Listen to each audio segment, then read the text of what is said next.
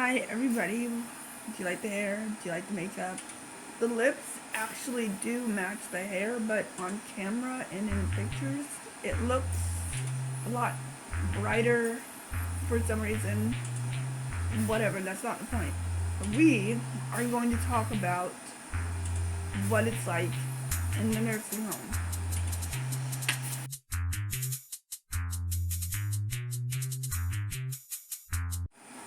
Let's look at one thing first. Hold on, let's see if I can get it in frame.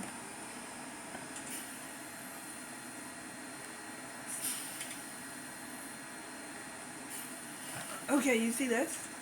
This has been in my arm a quarter past too long. And I know that I should tell the people because I can talk, but I'm I don't pay them to do their job. Like they are supposed to know when this is supposed to be taken out of me, and it is, as you can see. I don't know if you can see that. Maybe you can if I turn up the lighting. It might wash it out. But this around it is now bruising up. So there's the health care for you.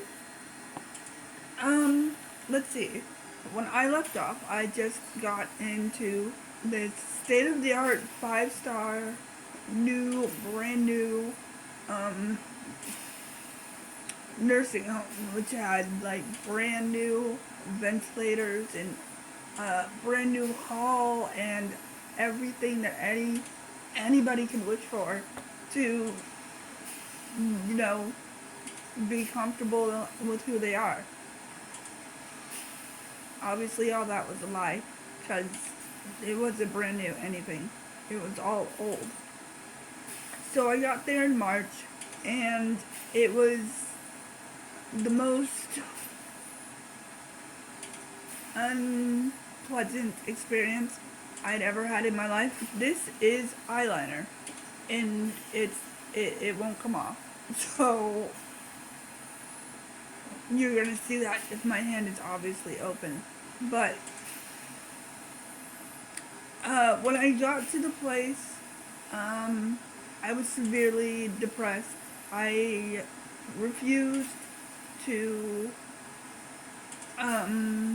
get feedings through my feeding tube, so I didn't want to have it because when I got there, um, they said that I had to relearn how to eat, and I had been doing that in the hospital.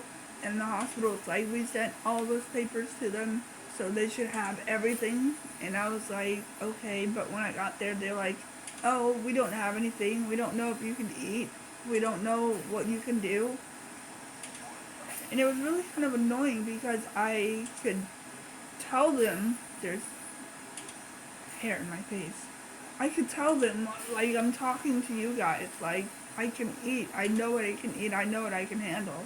And they were like, yeah, we don't believe you. So I was like, on protest, I wouldn't get fed through my feeding tube, and I wasn't going to eat the crap that they were going to make me eat. With no love lost because all their food is shit anyway. Unless you're like an alien and you eat that stuff willingly. Gross.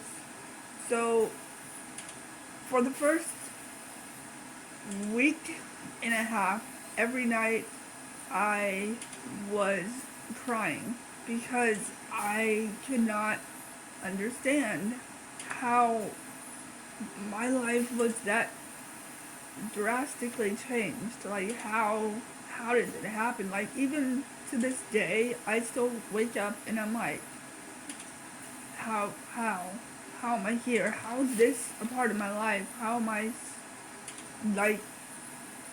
There are days when I'm like, I don't want to wake up because when you have a good dream, it's like, man, like it wasn't real.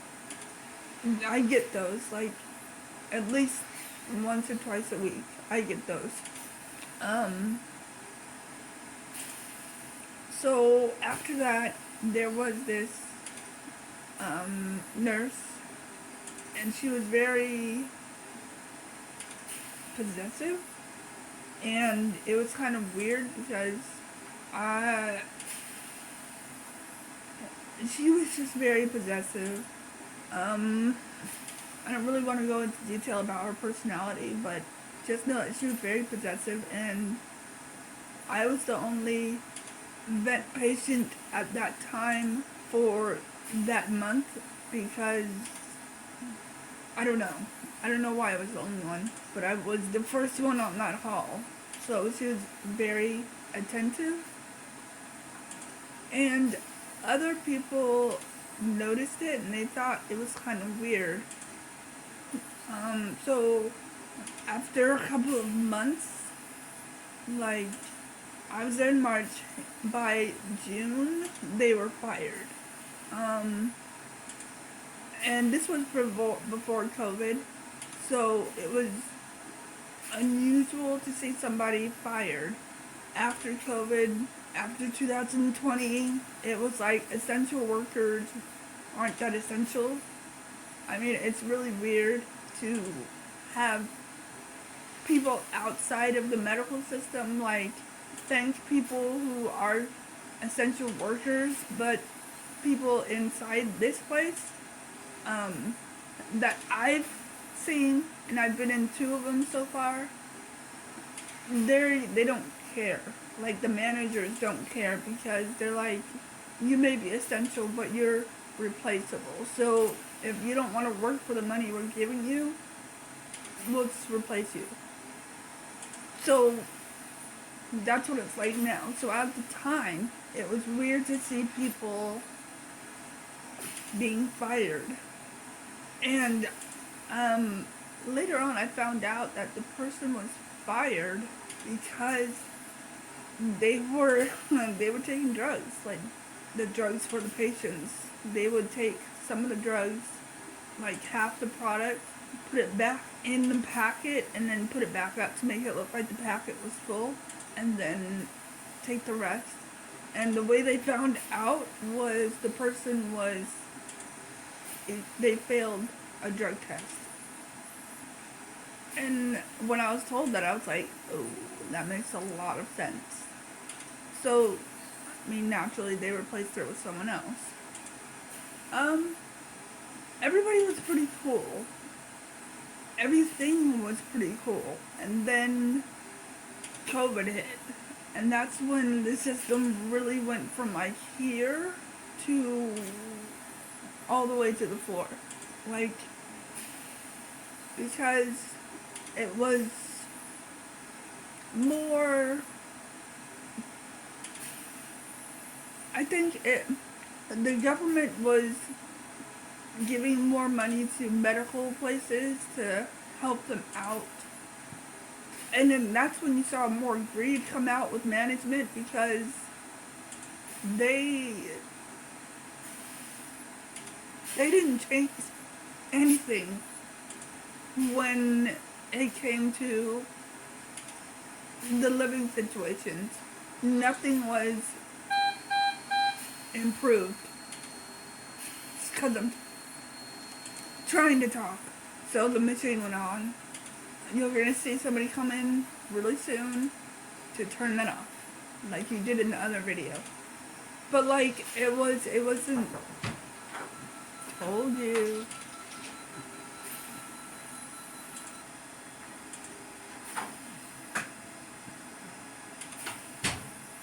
What'd I tell you? Like I said, when I talk, the machine tries to blow in air and it combats each other, so, you know, whatever. This happens at least 3 times a day. So where was I? Management. Nothing was improved through management. Everything was horrible. There were plenty of times, this was during the winter, because that's when COVID kind of came about. So it was like December, and then March it became like official, and everybody was on lockdown, and other people were like, oh my god, what's lockdown? It's so weird. And I was like, I've been in lockdown. What are you talking about? This is nothing. Like, this is my life. Like, people tend to forget that people are on permanent lockdowns. Like, I am mobile, but there are people who cannot move. Like, there are quadriplegics who are in permanent lockdown. They can't do anything unless they have a very highly technical wheelchair that can, like, move with their breathing. But those things are expensive as hell. So, lockdown has been happening for some people since birth, and it's been no different for them. So I don't. This is obviously a sidetrack, but I don't feel too bad when people are on lockdown because they can still go walk around their house. They can drive in their cars, just leave their windows rolled up. You can just like think while you're driving. You can take a bath. You can go cook. You can do stuff while you're in lockdown in your house. So, I mean, I get that people aren't used to it, but they often forget that there are people like me and worse off that have it way worse and they experience a lockdown for life. So, like, about it. Because it's very annoying to hear people complain that they have to stay indoors, but it's not like you have to stay in a bedroom, in a bed, 24 hours a day. It's not as bad as you think. It could always be worse. And even in my situation where I don't get out of bed, I don't get up, I don't stand, I don't walk, mostly because they don't want me to get up because they're like, well, we can, if you want to get up, just call us and we'll help you. And I'm like, you guys can't help me. You guys, you're understaffed and they have multiple patients and it's just selfish to me to call on somebody else because I want to stand. And there's like other patients and they're understaffed. It just doesn't make any sense. And I'd rather try to do it on my own, but then they're like, well, you might fall and then... But anyway, so let's travel back in time when I was talking about December to March, April, and how management didn't really use money to improve the place or help the place. The vent unit, which is what I was on, during the winter and during the summer, it was torture because during the winter there was no heat. It was literally like freezing, like so cold. There was no heat. And during the summer, there was no air conditioning. Not in our in the vent unit. It was in the other places, and they were like, "Oh, we're gonna fix it. We're gonna fix it." From 2019 to 2021, when I left that place, they never fixed it. There were multiple problems with the plumbing.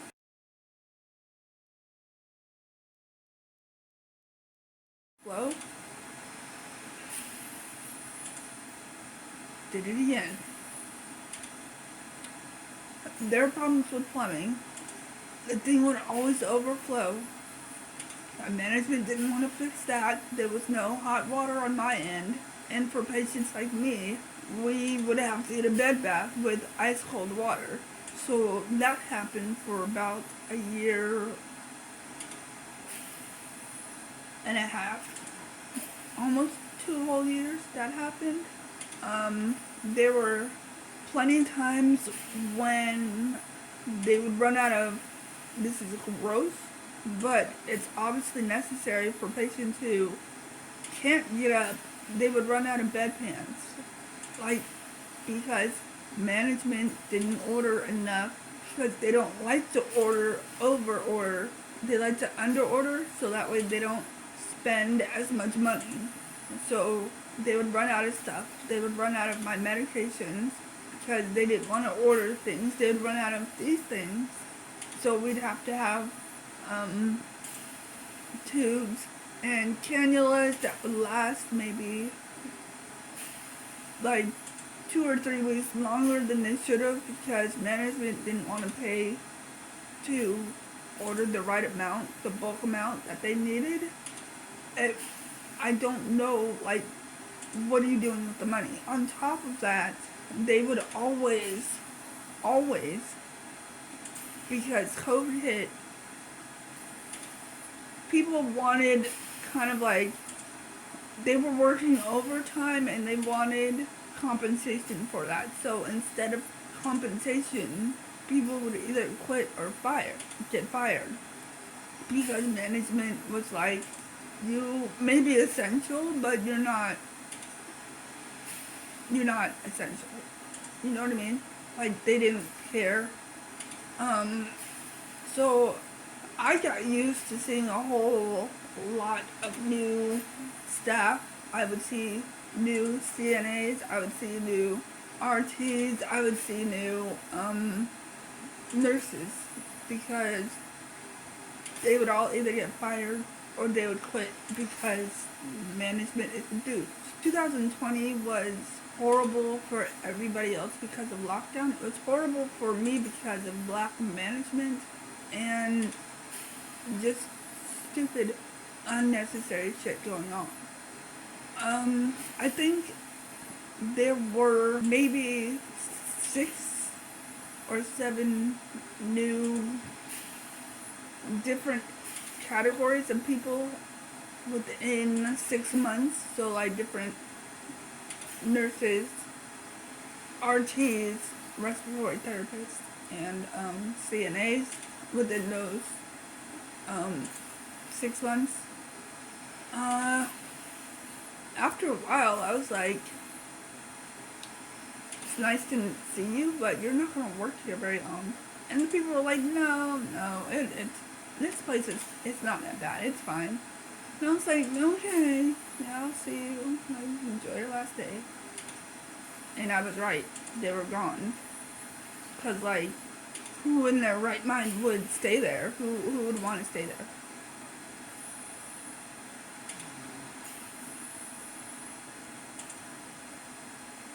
This is why I do bangs, because this shit is annoying.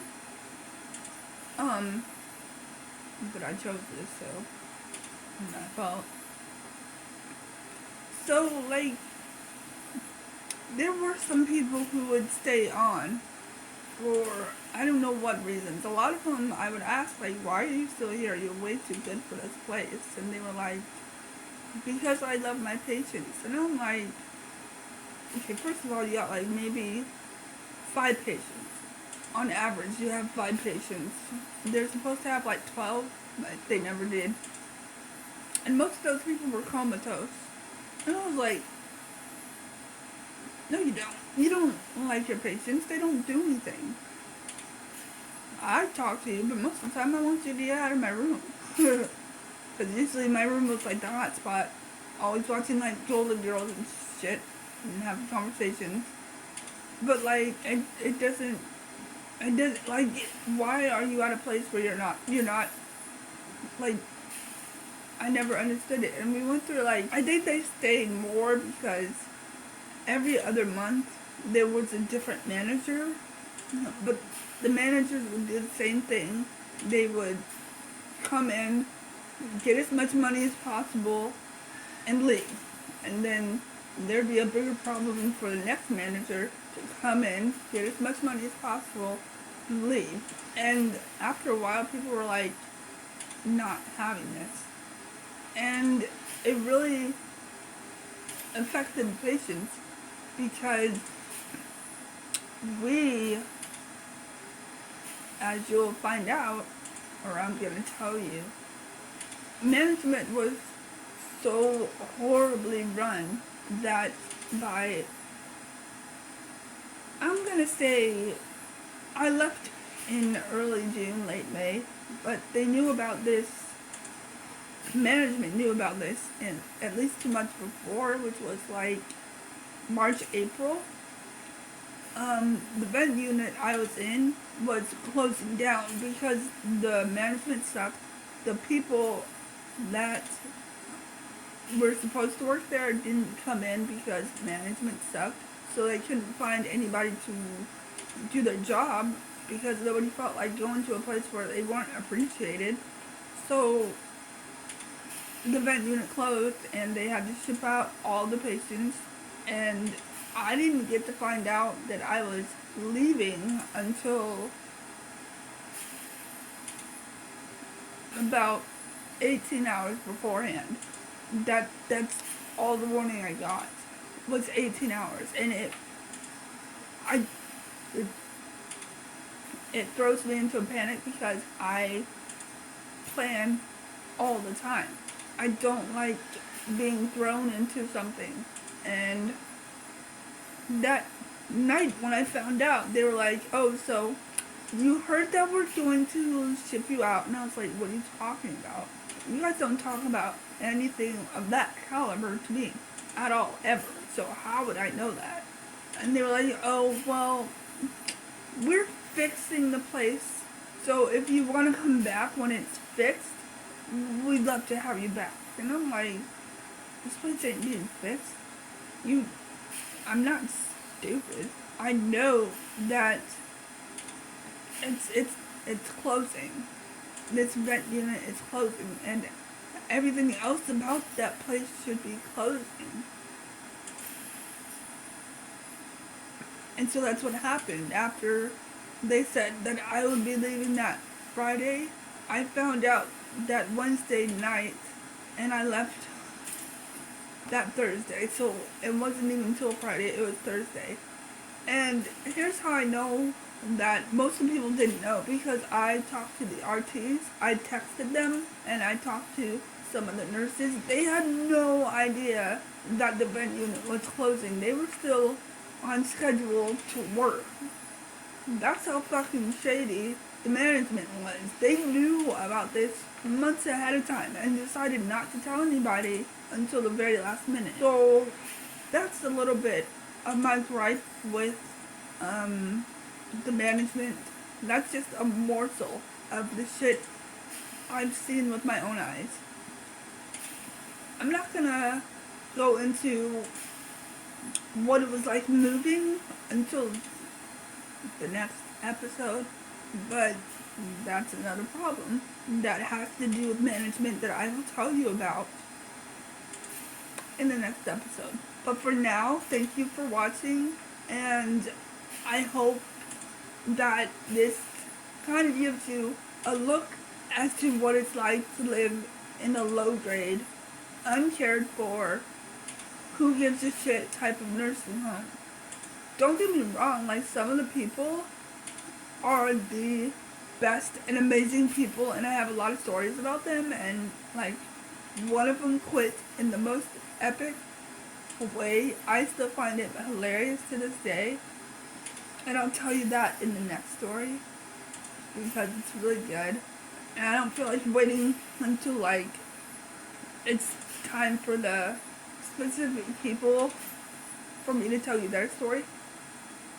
So I'll tell you the next one, but it's such a good way for them to quit. I was happy. So thank you for watching this. Please share this. In case you have people who are in the nursing home that are low grade, so you can kind of see what it's like.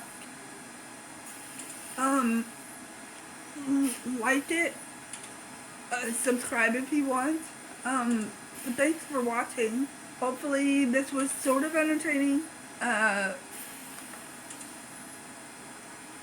will not see you next time because I never see you, but you will see me next time. So, bye. Oh, remember the last time I said my nails were long and they would break? And it broke. Told you.